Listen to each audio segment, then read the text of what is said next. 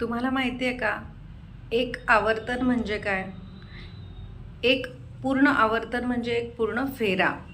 तालाच्या पहिल्या मात्रेपासून सुरुवात करून शेवटच्या मात्रेपर्यंत येणे आणि पुन्हा पहिल्या मात्रेवर म्हणजे समेवर येणे, याला आवर्तन म्हणतात.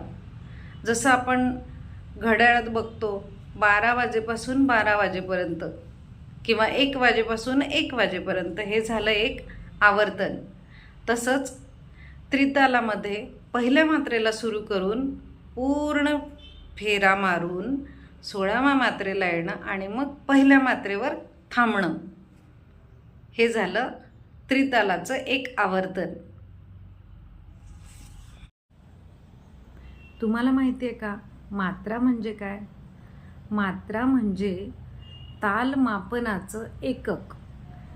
जसं आपण एखादा रस्ता किलोमीटर्समध्ये मोजतो किंवा दूध दही हे आपण लिटर्समध्ये मोजतो, भाज्या अन्नधान्य आपण किलोमध्ये मोजतो, त्याप्रमाणे ताल हा मात्रांद्वारे मोजला जातो.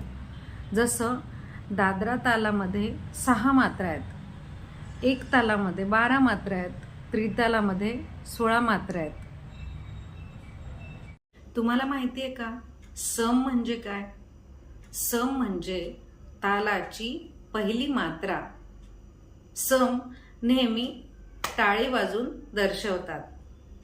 जसं दादरा ताल जो आहे धा धी ना धा ती ना, ह्यात सम पहिल्या मात्रेवर आहे 10.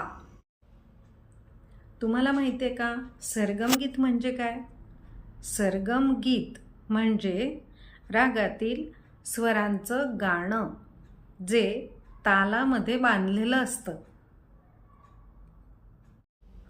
तुम्हाला माहिती आहे का, रागाचं लक्षणगीत म्हणजे काय?